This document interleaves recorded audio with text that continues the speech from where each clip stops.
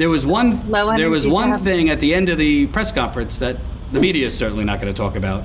I don't know if many people picked it up, but to me was a pretty subtle indication that the TPP trade deal, which labor leaders have, when Obama was pushing it, said would be the final nail in organized labor's coffin, would offshore millions of more jobs. He sounded very, very inclined to support a free trade deal with Asian countries. Let me play this part of his press conference. And also on the economic front, as we fight the pandemic, world trade continues, and there is great debate over world trade agreements, international trade agreements. It seems that in the last couple of days, 15 countries, Asian, Pacific countries, have signed onto a new trade deal, the RCEP. Should the United States consider joining that trade agreement? I've talked with a number of these world leaders, and I told them, under the law, I'm not able to begin to discuss with them. There's only one president at a time as to who can say what our policy will be. So I'm reluctant to answer that question now, but here's what I can say. We make up 25% of the world's trading capacity, of the economy of the world. We need to be aligned with the other democracies, another 25% or more, so that we can set the rules of the road instead of having China and others dictate outcomes because they are the only game in town. And so, but what I'm insisting on, and what I've been asked by world leaders as to what I would do, without getting into detail, I've said, but I want you to know that there are three things that are going to happen if I'm elected. One, we're going to invest in American workers and make them more competitive. Number two, we're going to make sure that labor is at the table and environmentalists are at the table in any trade deals we make. And I'm not looking for punitive trade. The idea that we are poking our finger in the eyes of our friends and embracing autocrats makes no sense to me. And so, but I'm reluctant to get into more detail at this moment. I promise you I have a pretty thorough plan, and I will be prepared to announce that to you on January 21st. You have indicated changes you want to make in U.S. international policy on other fronts, like the Paris climate.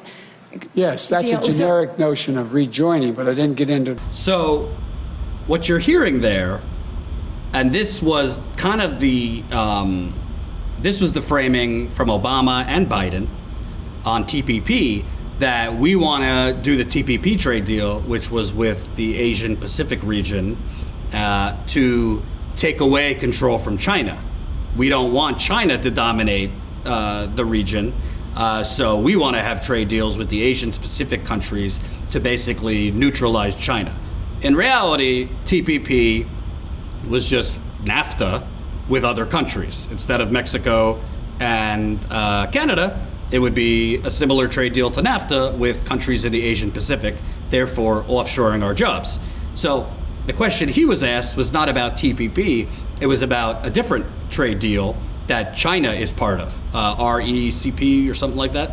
But the actual, what he said, which was basically, well, we don't want China to run things, and we don't want China to dominate the global market. To me, that's somebody talking like a free trader who, once he gets in there, might change a few sentences and ram TPP through, which, by the way, in 2016, Biden himself was pushing Hillary Clinton not to abandon the TPP. And as of last year, Biden was still supporting the TPP. And when asked about it during this campaign, when he was running, he didn't say he was for it, but he kind of hemmed and hawed on TPP. So why is this important? It's not a sexy topic, but remember, why did they fire Ed Schultz, who's, rest in peace? Why was Ed Schultz fired from MSNBC? Because he was the only one that would talk about TPP against it. Why is it that in the mainstream media they would not have anti-TPP voices on? And why is it that Obama was going against labor unions? So bottom line, I don't know what you think, Jen. To me, that sounded like somebody who is ready to make some free trade deals, yeah, he'll throw in, yeah, labor's going to be at the table. The environmentalists will be at the table. But in reality, they always say that, and then they sell out labor and environmentalists. Like, we know he's afraid of China having, the largest pool. And I need to do much more reading on this. It's the Regional Comprehensive Economic Partnership on that, because that seems like, it's 15 Asia Pacific countries expected to sign that deal. It would become the world's largest trade agreement. So I wonder what the landscape looks like if that happens, and what Biden's plan would be in light of that. So this is Richard Trumska who wrote this, but here's what they're not telling you. The TPP and agreements like it would actually speed up China's growing dominance and give Beijing access to trade benefits without asking for anything in return. In fact, the same global firms that set the disastrous terms of the current U.S.-China trading relationship wrote the rules of TPP. Among other giveaways, the TPP would have made brand-name drugs less affordable and given foreign corporations the power to sue governments in private tribunals over regulations they didn't like. In addition, the TPP did nothing to address critical bread and butter issues like currency manipulation, and little to ensure workers' rights would be protected and enforced. The plain truth is the TPP/NAFTA model has weakened our position with China by holding down wages, stifling investment, and exploding inequality. Well,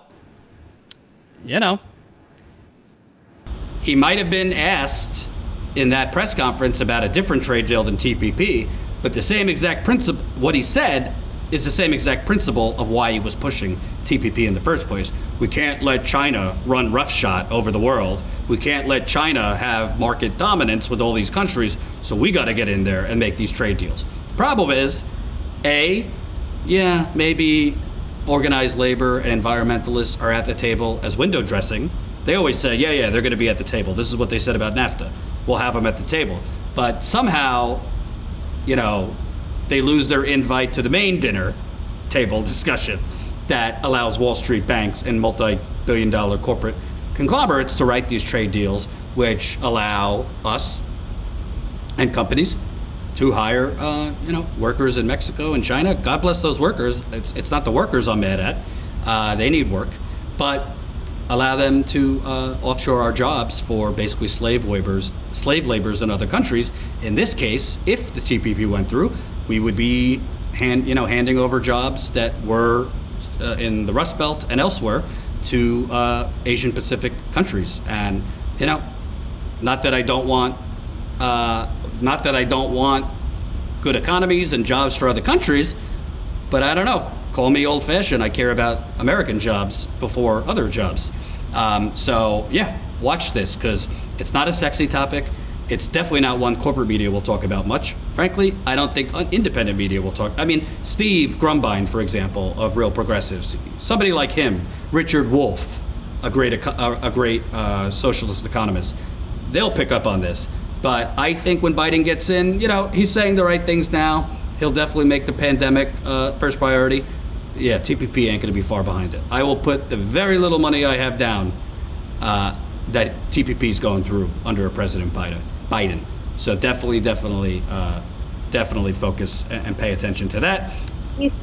So are you saying, because you're much better versed on this topic than I am, TPP under a different name? No, it'll be TPP. They'll just change a couple sentences, move commas around and pretend. That's what Trump did with the new NAFTA, saying, "Oh, this is much better." No, it wasn't. That's why Bernie voted against it. The new NAFTA is much like the old NAFTA.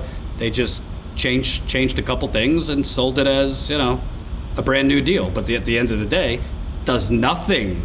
The new NAFTA, nor would TPP, do a damn thing to penalize countries for offshoring their jobs.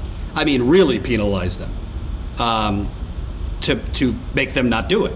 I think the new NAFTA, I don't even think mentioned climate change.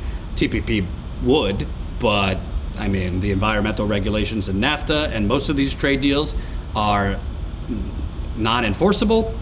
And TPP, like Richard Trumka wrote in that op-ed a couple years ago, literally leaves disputes to private foreign tribunals. What could go wrong?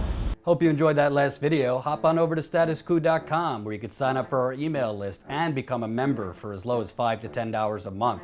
Membership is how we grow. That's statuscoup.com/join. And remember, join our email list so we can grow the revolution with you.